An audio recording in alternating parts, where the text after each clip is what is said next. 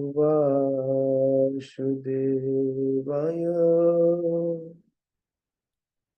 ओम नमो भगवते वासुदेवाय।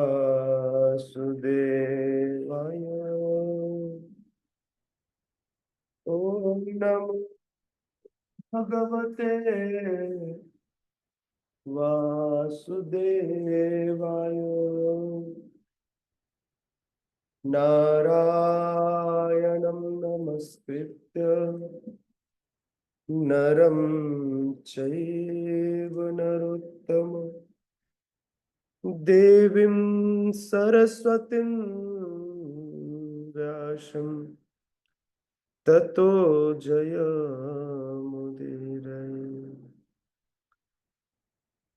नष्टप्रायेषु अभद्रेषु नित्यं भागवत सेवया भगवती उत्तमा श्लोके भक्तिर्भवति नैष्ठिकी। कृष्णाय वासुदेवाय देवकी नंदनाय च नंदगोपकुमाराय गोविंदाय नमो नमः। ॐ अज्ञानतिमिरन्धस्य ज्ञानञ्जनशलाकया चक्षुरुन्मीलितं येन तस्मै श्रीगुरवे नमः। श्रीचैतन्यमनोभीष्टं स्थापितं येन भूतले स्वयं रूप कदा मह्यं ददाति स्वपदान्तिकम्। वन्देऽहं श्रीगुरुः श्रीयुतपदकमलं श्रीगुरुं वैष्णवांश्च श्रीरूपं साग्रजातं सहगण रघुनाथान्वितं तं सजीवम् साद्वैतं सावधूतं परिजनसहितं कृष्ण चैतन्य देवं श्रीराधा कृष्ण पादान् सहगण ललिता श्रीविशाखान्वितांश्च नमो विष्णुपादाय कृष्णपृष्ठाय भूतले श्रीमते भक्तिवेदांत स्वामिनिति नामिने। नमस्ते सारस्वती देवे गौरवाणी प्रचारिणे निर्विशेष शून्यवादी पाश्चात्य देश तारिणे। हे कृष्ण करुणा सिंधु दीनबंधो जगतपते गोपेश गोपिका कांत राधा कांत नमोस्तुते। तप्त कांचन गौरांगी राधे वृंदावनेश्वरी वृषभानुसुते देवी प्रणमामि हरिप्रिये। वाञ्छाकल्पतरुभ्यश्च कृपा सिन्धुभ्य एव च पतितानां पावनेभ्यो वैष्णवेभ्यो नमो नमः। जय श्री कृष्ण चैतन्य प्रभु नित्यानंद श्री अद्वैत गदाधर श्रीवासादि गौर भक्त वृंद। हरे कृष्णा कृष्ण कृष्ण हरे हरे हरे राम राम राम हरे हरे। जय श्रीमद् भगवद गीता यथारूप की जय। जगत गुरु श्रील प्रभुपाद की जय। उपस्थित गौर भक्त वृंद की जय।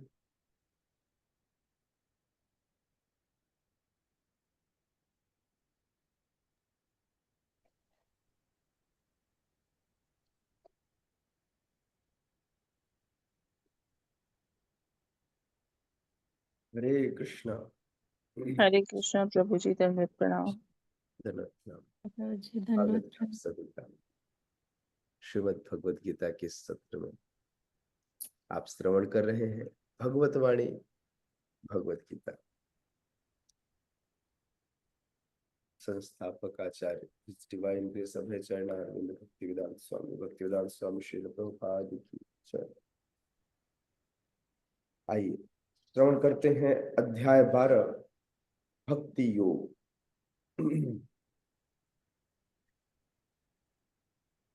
कल हमने भक्ति योग के श्लोक क्रमांक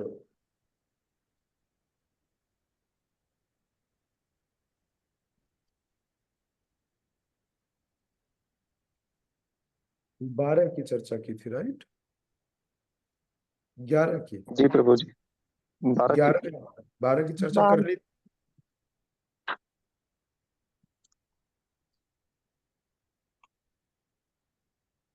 12 नहीं प्रभु जी, 11 ही हुआ था। 11 हुआ था प्रभु जी, 12वां करना। यस माता जी, थैंक यू। श्रेयो हि ज्ञानमभ्यासा ज्ञानाद् विशिष्यते ध्यानात् कर्म फल त्यागाच्छान्तिरनन्तरम्। श्रेयो हि ज्ञानमभ्यासात् ज्ञानाध्यायन विशिष्यते ध्यानात् कर्म ज्ञानमभ्यासात् ज्ञानाध्यानं विशिष्यते। श्रेयो हि ज्ञान। प्लीज म्यूट कर लीजिएगा अपना माइक सभी। हाँ, जब रिसाइट करना होगा तभी ऑन कीजिएगा। हाँ, श्रेयो हि ज्ञानमभ्यासात् ज्ञानाध्यानं विशिष्यते ध्यानात् कर्म फल त्यागाच्छान्तिरनन्तरम्। 1 सेकेंड, ध्यान से श्रवण कीजिएगा। श्रेयो हि ज्ञानमभ्यासात् ज्ञानाध्यानं विशिष्यते ध्यानात् कर्म फल त्यागाच्छान्तिरनन्तरम्। यस, कोमलता माता जी पढ़िए। श्रेयो हि ज्ञानम अभ्यासा ज्ञानम ध्यानम विशिष्यते ध्यानत् कर्म फल त्यागा यज्ञास्त गच्छन्ति नन्तरम्। यस, माता जी पढ़िए। माता जी, ओके। सूरज प्रभु। हरे कृष्णा प्रभु जी। जी जी, प्लीज माता जी पढ़िए। लाइट चली गई थी प्रभु जी, सॉरी। कोई बात नहीं माता। श्रेयो हि ज्ञानम अभ्यासात् ज्ञानाध्यानं विशिष्यते ध्यानात् कर्म फल त्यागा शांति अनंतरम। हरे कृष्ण प्रभु जी। हरे धन्यवाद। यस, सूरज प्रभु। हरे कृष्ण प्रभु जी, धन्यवाद प्रणाम। धन्यवाद। श्रेयो हि ज्ञानम अभ्यासात् ज्ञानध्यानं विशिष्यते ध्यानात् कर्म फल त्यागाच्छान्तिरनन्तरम्। हरे कृष्ण। डॉक्टर माता जी हैं? यस, वृंदा माता जी, पढ़िए। हरे कृष्ण प्रभु जी, सादर प्रणाम। श्रेयो हि ज्ञानम् अभ्यासात् ज्ञानात् ध्यानं विशिष्यते ध्यानात् कर्म फल त्यागः त्यागात् शांति अनंतरम। हरे हरे कृष्ण। Thank you. शब्दार्थ, अनुवाद एवं तात्पर्य इस डिवाइन ग्रेस अभय चरणारविंद भक्तिवेदांत स्वामी श्रील प्रभुपाद के द्वारा जगत गुरु श्रील प्रभुपाद की जय। अब भगवान, कल हमने कर्म के समस्त फलों के त्यागने तक की बात की थी। अब भगवान कह रहे हैं त्याग करने के बाद आत्म स्थित होने के प्रयत्न करने की बात कर रहे थे कि पहले त्याग करके अर्थात समाज सेवा आदि इधर उधर की सेवा में लग करके अपने मन को भगवान में लगाने पर केंद्रित कीजिए। आज भगवान उस बात को आगे बढ़ाते हुए कहते श्रेयो ही ज्ञानमभ्यासात्। बोले यदि तुम इसका भी अभ्यास नहीं कर सकते भगवान में ध्यान लगाने का, तो ज्ञान के अनुशीलन में लग जाओ। भगवान क्रम बताते हैं, कहते हैं कि ज्ञान से श्रेष्ठ ध्यान है, ध्यान से श्रेष्ठ है कर्म फलों का त्याग, क्योंकि ऐसे त्याग से मनुष्य मन की शांति को प्राप्त करता है। यदि हम शुरू से लेकर अभी इस अध्याय में जब से भगवान ने यह बातें शुरू की है, ये करो ये करो ये करो ये करो, बोले तुम्हें पहले ध्यान करना चाहिए, नहीं है तो विधि विधानों का पालन करना चाहिए, वो भी नहीं है तो मेरे लिए कर्म करना चाहिए, वो भी नहीं है तो मैं उस कर्म के फल को मुझ में लगाना चाहिए, और फिर मुझ में अपना ध्यान स्थित करना चाहिए। अब भगवान उस क्रम की विधि को आगे बता रहे हैं कि यदि तुम्हारे पास अभ्यास करने की क्षमता नहीं है, तुम अभ्यास नहीं कर पा रहे हो, तो ज्ञान का अनुशीलन कर लो। हाँ, ज्ञान से श्रेष्ठ ध्यान है। ज्ञान हो लेकिन भगवान का ध्यान न आए तो ऐसे ज्ञान का कोई मतलब नहीं। समझ में आया ना? ज्ञान हो और उस ज्ञान से आपका अहंकार बढ़ जाए तो ऐसे ज्ञान का कोई मतलब नहीं। तो ज्ञान से श्रेष्ठ है ध्यान, क्योंकि ध्यान किसका? कृष्ण का। ध्यान किसका? भगवान का। तो माधव का ध्यान करते ही हमारा चित्त शुद्ध होता है। लेकिन उस ध्यान से ज्यादा श्रेष्ठ है, बोले ध्यान तो लगाता हूं लेकिन अपने कर्मों का फल मैं खुद खा जाता हूं। तो ध्यान से भी ज्यादा श्रेष्ठ है कर्म फलों का परित्याग। परित्याग मतलब यूं ही नहीं छोड़ देना, सही यूटिलाइज करना। परित्याग करने का मतलब होता है स्वयं के भोग में न लगाना, स्वयं के सेंस ग्रेटिफिकेशन में लगाना, इसको कहते हैं परित्याग। जैसे विदेहराज जनक, जैसे विदेहराज जनक, उनके पास था तो सब कुछ, लेकिन सब कुछ कृष्ण का था। उसमें कुछ भी, वे केवल और केवल कृष्ण के लिए कार्य करते थे। हर चीज को वह कृष्ण के सेवक के रूप में अपने आप को देखते थे, और हर चीज को कृष्ण की शक्ति के रूप में देखते थे। सिमिलरली अम्बरीश महाराज सहित जितने भी राजर्षि हुए, साथ ही साथ समस्त उत्तमाधिकारी सहित जो शुद्ध भक्त मुक्त आत्माएं हैं, ये सारे लोग भगवान को अपना परम ध्येय और इस संसार में उपस्थित हर एक जीव सहित वस्तु को भगवान की शक्ति की अभिव्यक्ति के रूप में देखते हैं।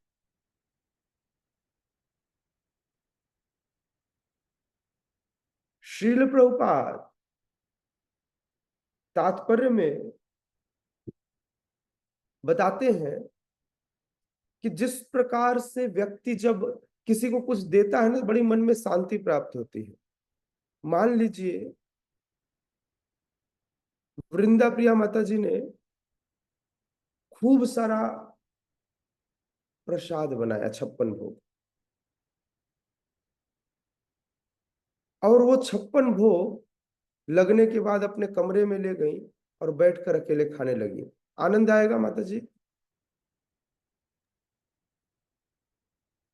यदि अकेली रहूंगी मैं तो आनंद आएगा प्रभु जी, और कोई रहेंगे तो और अच्छा लगेगा, और अच्छा लगेगा। और अच्छा लगेगा। यस, दैट मीन्स नहीं, 56 भोग अकेले तो लगता नहीं है, अकेले व्यक्ति लगाता भी नहीं है। और 56 भोग लगाने के बाद भी पहले सोचता है कि मैं किसे खिलाऊं, मैं किस पर कृपा करूं, है ना। कोई भी व्यक्ति आप देख लीजिए, बनाने वाला व्यक्ति खाने से ज्यादा खिलाने में आनंद पाता है। माँ कितना भी अच्छा चीज बना ले, जब तक उसके बच्चे न खा ले उसे अच्छा नहीं लगता।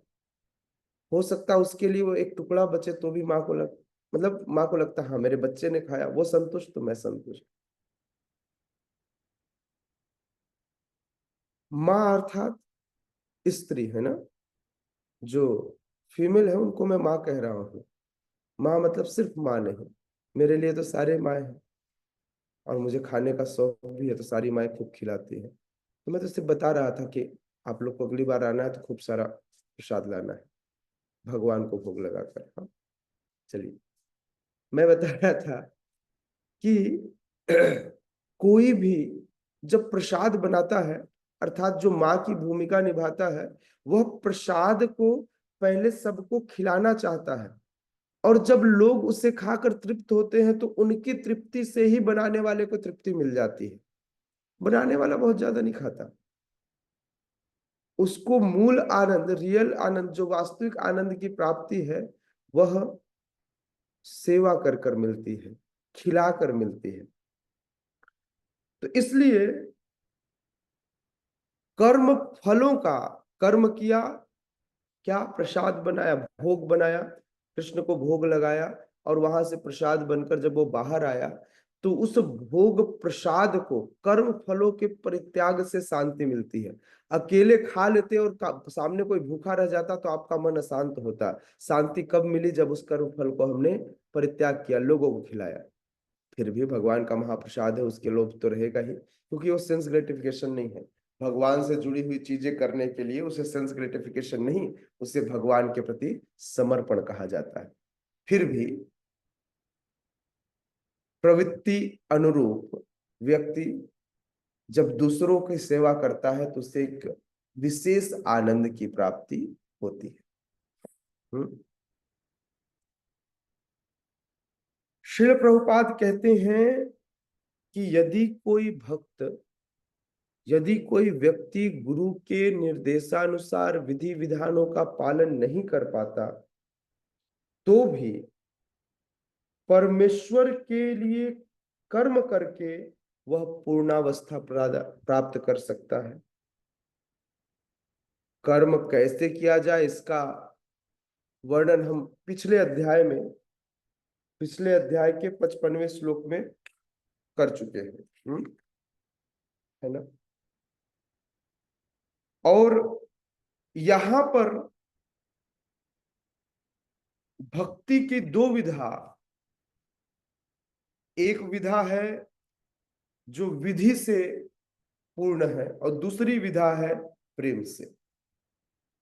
तो विधि विधानों से पूर्ण और भगवत प्रेम की आसक्ति से पूर्ण, दो प्रकार की भक्ति बताई गई है। एक विधि विधानों से मिलती है और दूसरा मिलता है कहां से? दूसरा मिलता है भगवान के प्रति अनुरक्ति, आसक्ति डेवलप करके। लेकिन जब व्यक्ति कृष्ण भावनामृत के नियमों का पालन नहीं कर पाता, अर्थात कृष्ण भावना भावित जीवन नहीं जी पाता, तो उसके लिए ज्ञान का अनुशीलन श्रेष्ठ है। एटलीस्ट पहले पढ़ना शुरू करे, जानना शुरू करे, ज्ञान के आधार पे कार्य करना शुरू करे। एक तो हमारा जो मार्ग है, हम अवश्य ही विधि विधानों से चलते हैं, लेकिन अंततः हम पहुंचते भगवत प्रेम से में ही है। विधि विधानों से जब श्रद्धा डेवलप होती है तो हम साधु संग करते हुए, भजन क्रिया करते हुए अंततः पहुंचते कहाँ हैं? पहुंचते तो कृष्ण प्रेम में ही। अर्थात वैधि भक्ति भी, वैधि भक्ति की जो सफर है वह कृष्ण प्रेम में जाकर ही खत्म होती है। वैधि भक्ति क्या है? एक सफर है, एक यात्रा है, जो पूर्ण कहाँ होती है? पूर्ण होती है भगवान के प्रेम में, भगवान की नित्य सेवा में जाकर।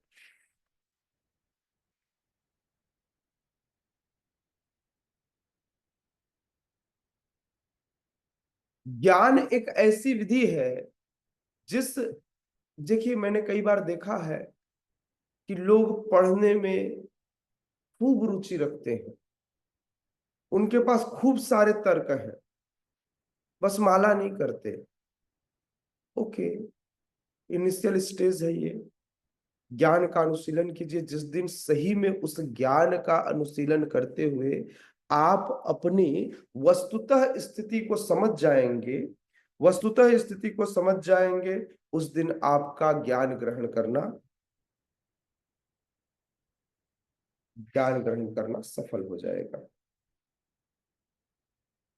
क्योंकि ज्ञान से ही व्यक्ति ध्यान लगाने में समर्थ होता है, और ध्यान से क्रमशः जब परमेश्वर पर व्यक्ति, भगवान पर व्यक्ति ध्यान लगाता है तो उस ध्यान से सनह सनह वह भगवान को समझने लगता है, भगवान के प्रति अनुरक्त होने लगता है।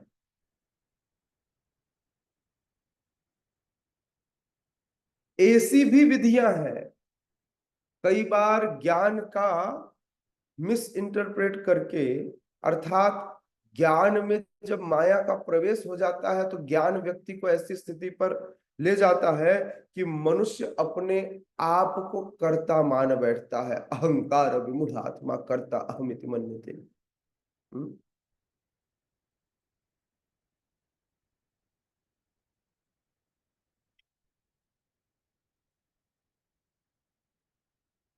और यदि कोई भक्ति न कर पाए तो ऐसा ध्यान भी अच्छा है जिसमें मनुष्य पहले अपने आप को परम ब्रह्म मानता है और सोचता है मैं जाकर ब्रह्म ज्योति से विलीन होकर मैं परम ब्रह्म हो जाऊंगा। तो भक्ति न करने की स्थिति में नास्तिक होने से अच्छा यह मायावाद भी अच्छा है।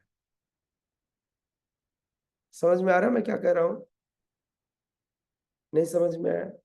मैं कह रहा हूं यदि कोई व्यक्ति भगवान की भक्ति नहीं कर पाता, ऐसी स्थिति में, भक्ति न कर पाने की स्थिति में यदि कोई मायावाद फिलॉसफी को एक्सेप्ट करता है और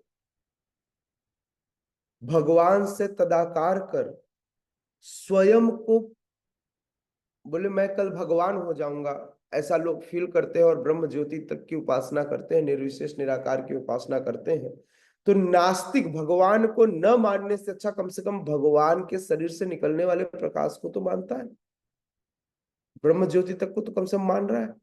उससे यह तो समझ में आ रही कि वहां एक हायर एनर्जी है। तो भगवान शिला प्रभुपाद कह रहे हैं कि यदि कोई व्यक्ति भक्ति करने में असमर्थ हो तो यह ध्यान कि मैं परम ब्रह्म हूं वह भी अच्छा है। यस, भक्ति विहीन से मायावादी बेहतर, नास्तिकों से मायावादी बेहतर। श्रीला प्रभुपाद कहते हैं यदि कोई इस प्रकार ध्यान भी नहीं कर सकता तो वैदिक साहित्य में ब्राह्मण, क्षत्रिय, वैश्य, शूद्र आदि के लिए कुछ कर्तव्यों के आदेश हैं। क्या कर्तव्य है ऐसा हम अंतिम अध्यायों में देखेंगे इसी भगवत गीता के। लेकिन कार्य जैसा भी हो, अंततः उन्हें अपने कर्म फलों का त्याग करना ही होगा।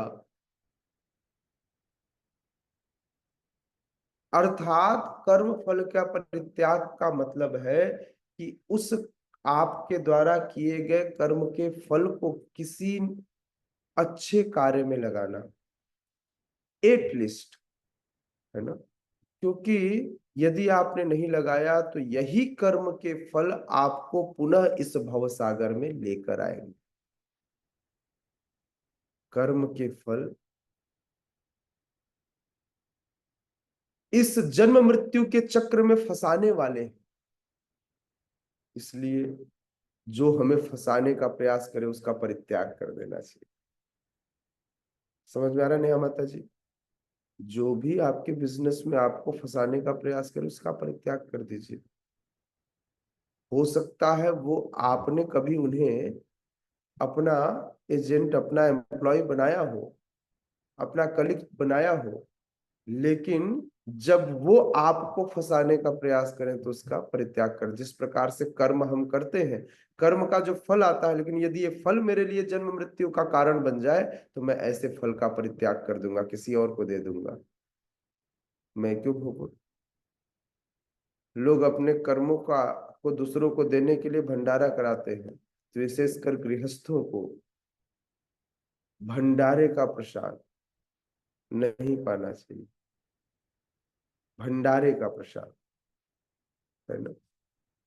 और कई बार याद रखिएगा, भंडारा दो तरह से होता है। एक भंडारा होता है जिसमें उसे कृष्ण को भोग लगाया जाता है, तत्पश्चात उसे बांटा जाता है, देन ये चलेगा, वो कृष्ण प्रसाद है, वो भंडारा तो है लेकिन कृष्ण प्रसाद है। लेकिन कई बार जो बिना भोग लगाए बांटा जाता है वो अपने कर्मों को बांटा जाता है। मेरी कमाई का अंश इस भगोने में, और उस भगोने से एक एक दोना करके सबको दे दिया जाता है। उसका तो खत्म हो गया लेकिन आप लोग का बढ़ गया।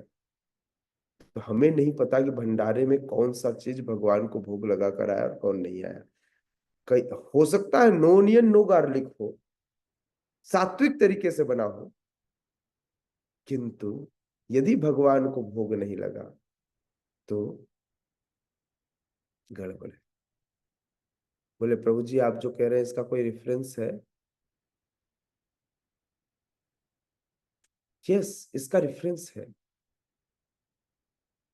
श्रीमद् भागवतम में, आई थिंक 4th कैंटो में। इसका रेफरेंस शिला प्रभुपाद देते हैं।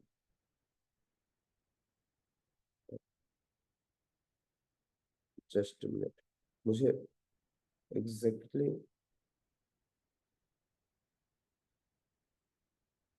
यस, श्रीमद् भागवतम में 4:21-24, 4th canto 21st chapter 24th shloka में इस बात पर शिला प्रभुपाद अपने तात्पर्य में लिखते हैं। कहते हैं कि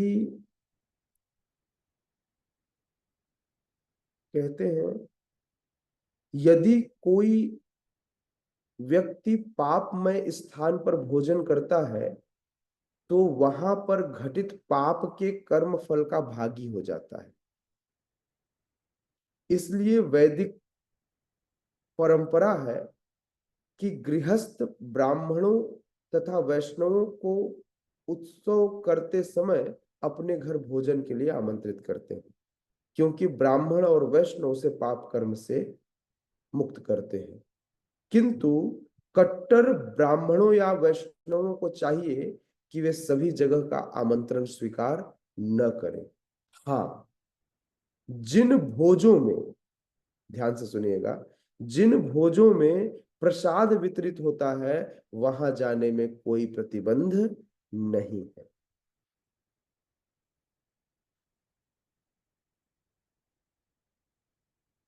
ठीक है, प्रसाद वितरित होता है वहां जाने में कोई प्रतिबंध नहीं है। ऐसे थोड़े थोड़े सूक्ष्म नियम है जो हमको जानने चाहिए। यस माता जी, मैंने कहा जिन भोजों में प्रसाद वितरित होता है भोजन नहीं, वहां जाने के लिए मनाही नहीं है, वहां आप जाकर पा सकते हैं। ठीक है। भोज मतलब लोग अपने घर में भोजन कराते हैं, जब एक से अधिक लोगों को भोजन कराया जाता है तो उसे भोज कहते हैं। मैंने जिसको भंडारा कहा, भंडारा खुले में कराया जाता है और भोज बैठा करके बड़े सम्मान से कराया जाता है ना। भोज कैसे कराया जाता है? सम्मान से। जब भोज कराने के बाद अर्थदान दिया जाता है, उनके चरण धोए जाते हैं, चीजें की जाती है, तो इस प्रकार से। यस प्लीज कोमलता माता जी कुछ कह रही हैं?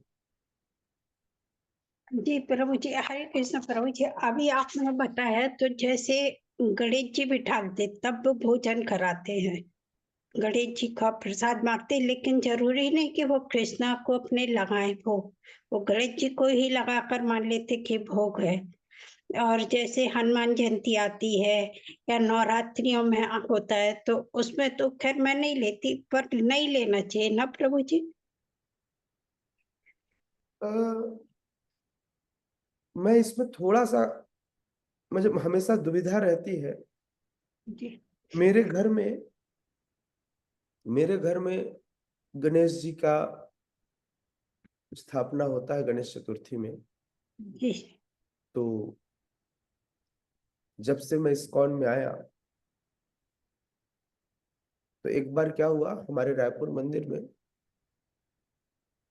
खूब सारा लड्डू बना, ऐसे बड़े बड़े लड्डू, लगभग 300-300 400-400 ग्राम के।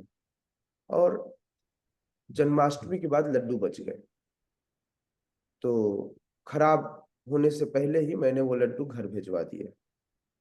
जी और भगवान को लगा लड्डू भोग, वहां जा करके गणेश जी को अर्पित किया गया। तो ये हमें ध्यान रखना चाहिए।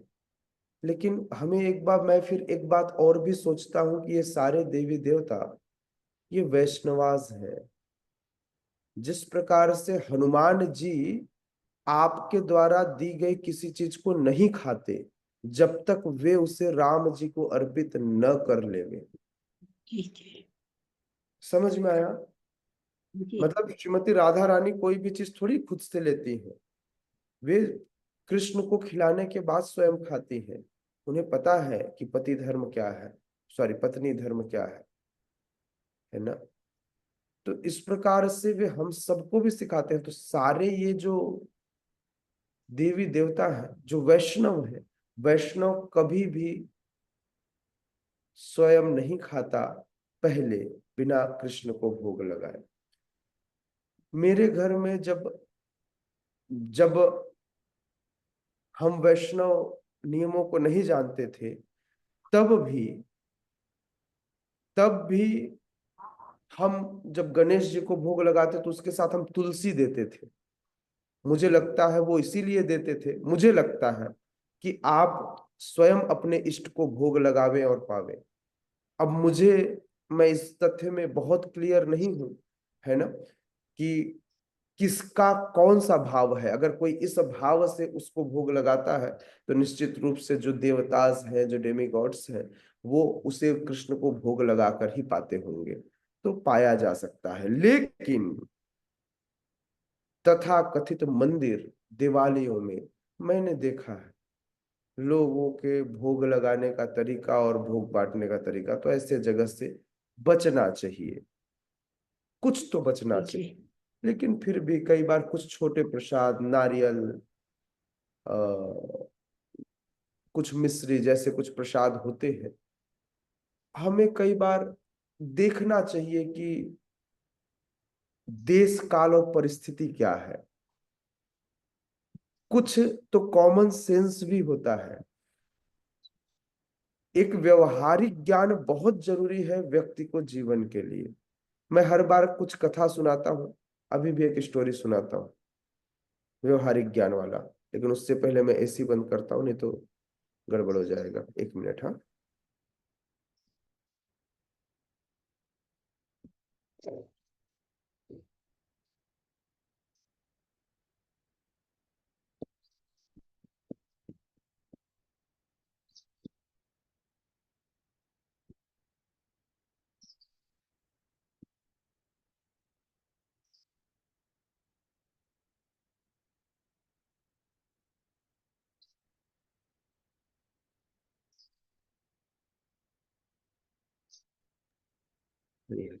सॉरी। तो मैं बता रहा था कि कुछ तो व्यवहारिक ज्ञान हमारे पास होना चाहिए। क्या है ये व्यवहारिक ज्ञान?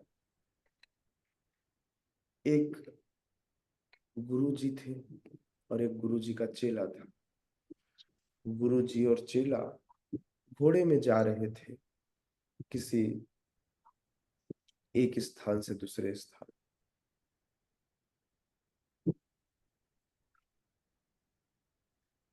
तो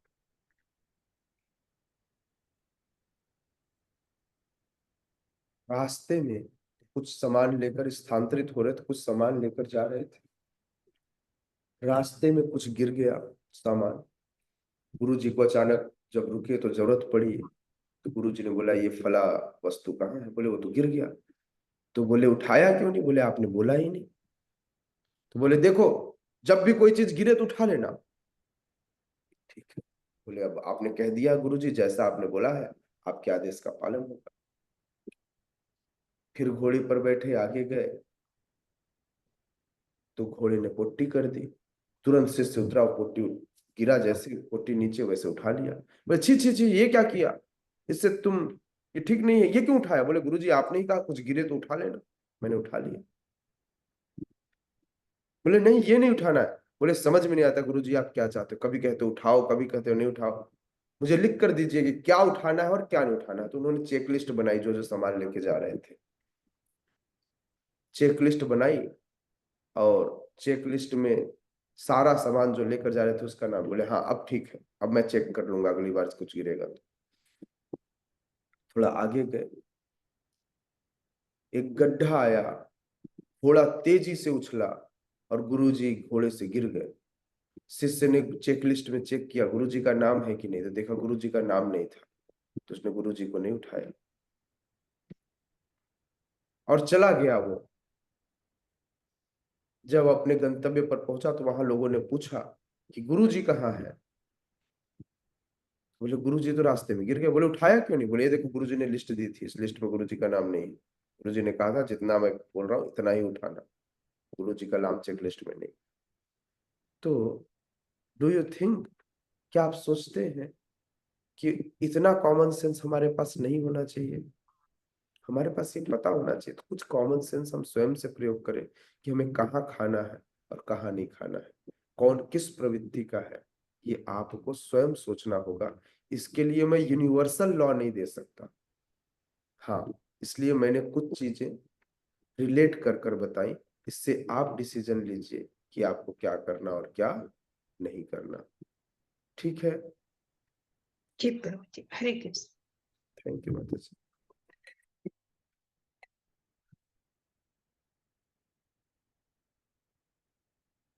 यस, आगे का पैराग्राफ कोई पढ़िए तो पढ़िए प्रभु, सूरज प्रभु।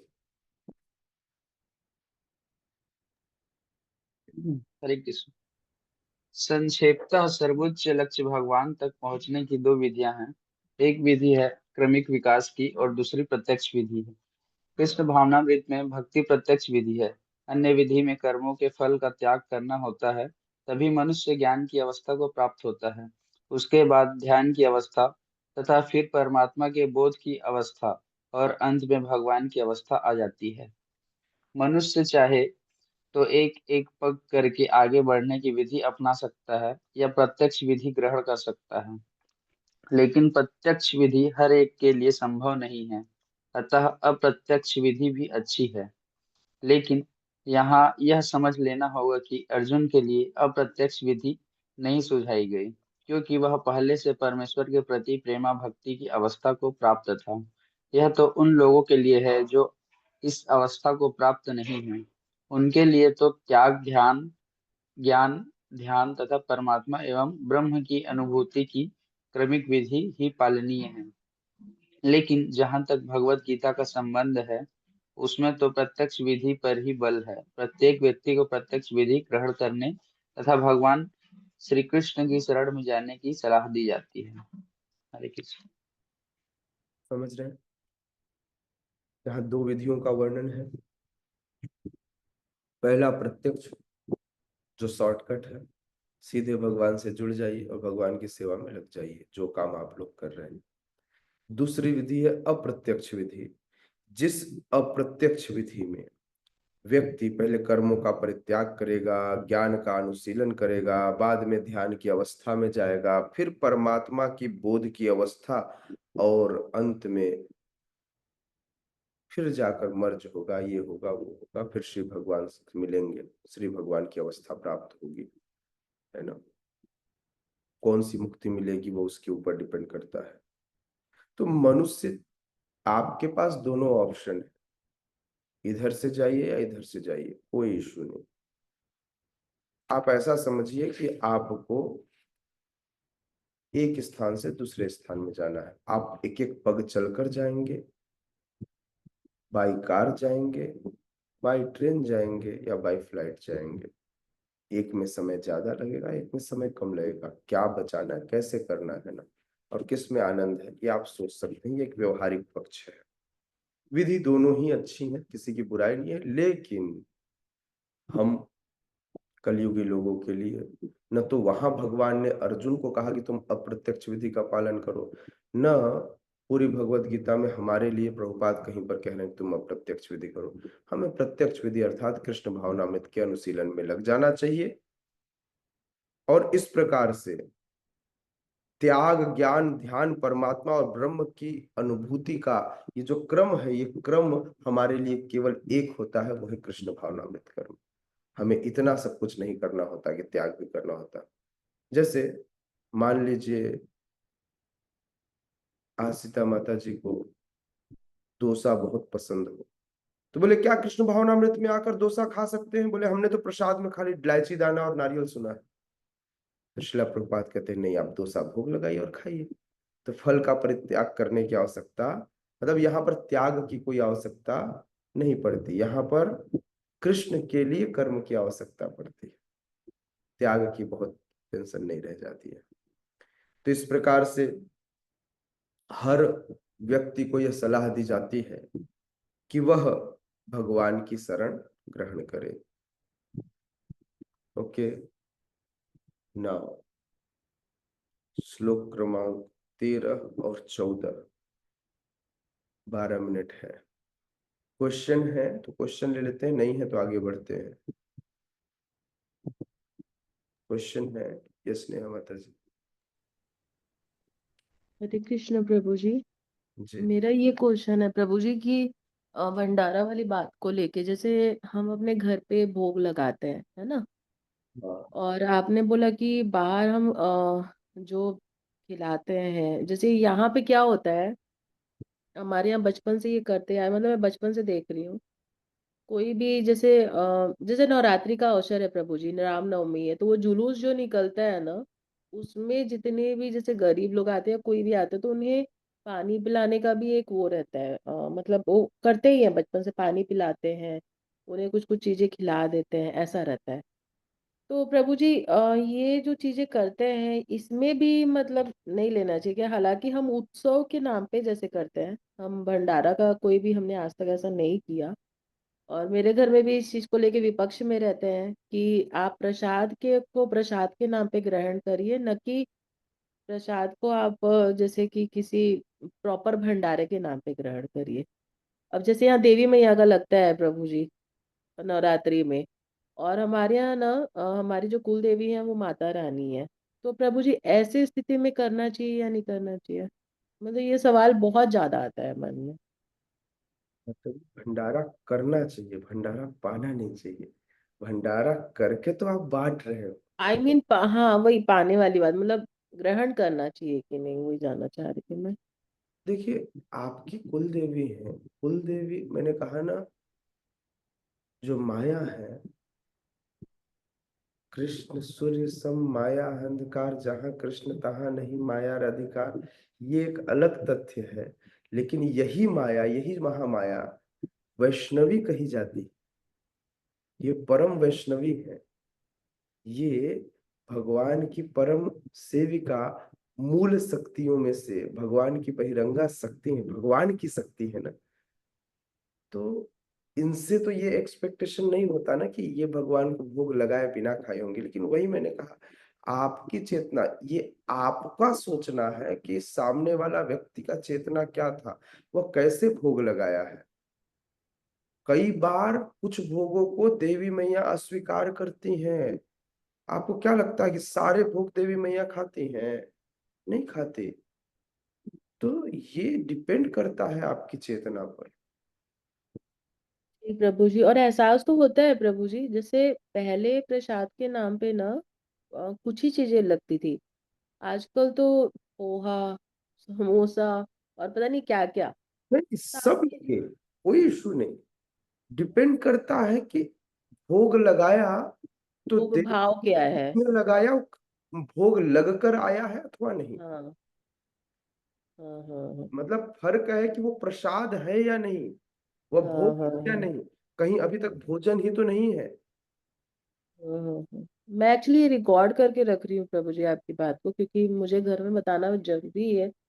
क्योंकि बोलते तो थे हमारे घर में, हम्म, मेरे बड़े पापा हमेशा से बोलते आते हैं कि आप देने वाले हो, आप ग्रहण करने वाले नहीं हो, ऐसे वो बोलते थे। तो अभी कर्म भी वो बोलते हैं।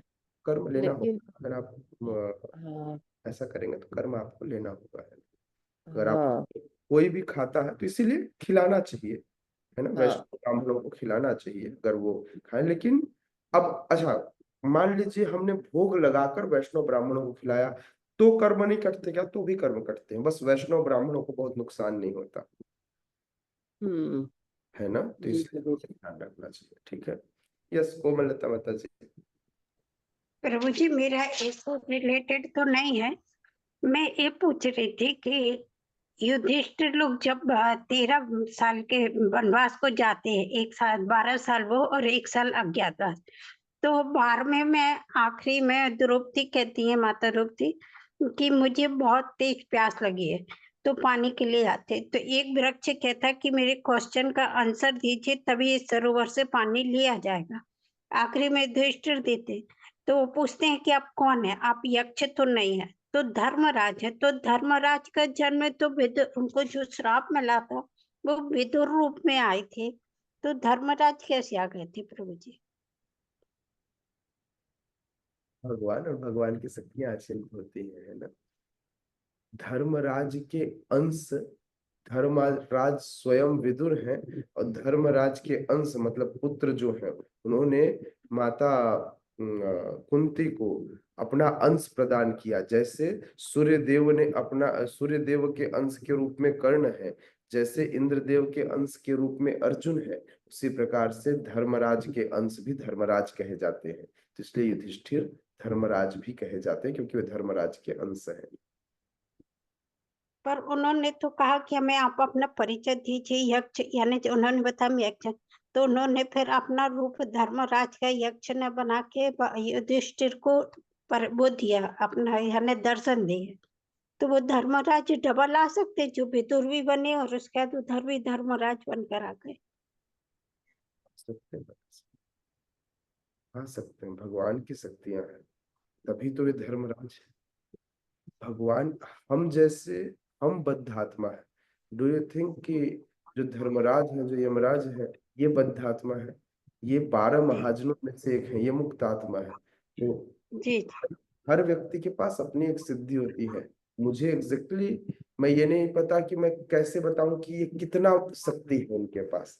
जैसे मैं बोलूं रसगुल्ला कितना मीठा, तो मैं ये नहीं बता सकता कितना मीठा, बस मीठा। उसी प्रकार से ये अचिंत शक्तियों से युक्त है, क्योंकि ये भगवान के नित्य सेवक है। जी।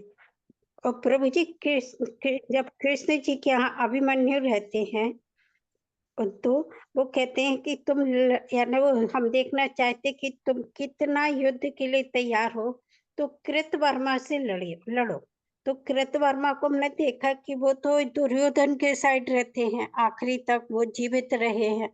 तो वो कृतवर्मा को तो पता होगा ना कि ये तो साक्षात भगवान है।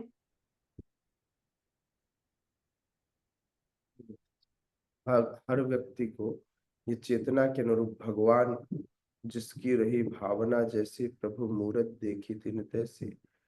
तो हर व्यक्ति भगवान के मूल स्वरूप को नहीं जानता। जैसे भीष्म पितामह जानते थे और वे चाहते थे कि कृष्ण के हाथों उनको मृत्यु मिली, लेकिन वह नहीं मिला। लेकिन उन्होंने यह प्रार्थना किया था कि भगवान मैं आपको देखते हुए प्राण छोड़ूं। तो जब वह प्राण छोड़ने लगे तो भीष्म पितामह ने अपने ध्यान को भगवान के सामने रख करके उनके चरण कमलों में केंद्रित किया और इस प्रकार से प्राण छोड़ा। तो कई बार भगवान सामने होते हैं तो भी हम भगवान को नहीं जानते, भगवान के स्वरूप में नहीं पहचान पाते। कुछ पहचानते हैं, कुछ नहीं पहचान पाते। तो बिल्कुल ऐसी स्थिति थी कि सारे लोग जो उस समय उस कुरुक्षेत्र में हस्तिनापुर में विद्यमान थे, उनमें से कुछ लोग ही भगवान को भगवान मानते थे। इवन दो भगवान ने बचपन से लेकर इस समय तक जब वो उपस्थित थे तब तक उन्होंने अनेक लीलाएं की, लेकिन उसके बाद भी हमारे अंदर जो द्वेष छुपा हुआ है, जो ईर्ष्या छुपा हुआ है, कहीं ना कहीं भगवान से कंपटीशन करने की भावना या भगवान के जैसे भोग करने की भावना है, जिसके कारण हम भगवान को भगवान न मानकर स्वयं को भगवान का कॉम्पिटिटर मान लेते हैं। आज भी मनुष्यों की यही प्रवृत्ति है कि हम सब क्या करते हैं, हम कहीं ना कहीं भगवान से कंपटीशन करते हैं। हमारे अंदर भी वही भोग प्रवृत्ति है, हम चीजों को भगवान को न देखकर स्वयं भोगना चाहते हैं। जी प्रभु जी, प्रभु धन्यवाद प्रभु। यस वृंदा प्रिया बताइए। हरे कृष्ण प्रभु जी, दंडवत प्रणाम। प्रभु जी, जैसा कि जीव हत्या हमको नहीं करनी चाहिए, लेकिन घर में मान लीजिए दीमक लग गए हैं तो उस स्थिति में क्या किया जाए प्रभु जी? मतलब जी कई सारी चीजें इसमें भी। रिकॉर्डिंग बंद है ना कि चालू है? सूरज प्रभु गए ना? हाँ बंद है, ठीक है। माता जी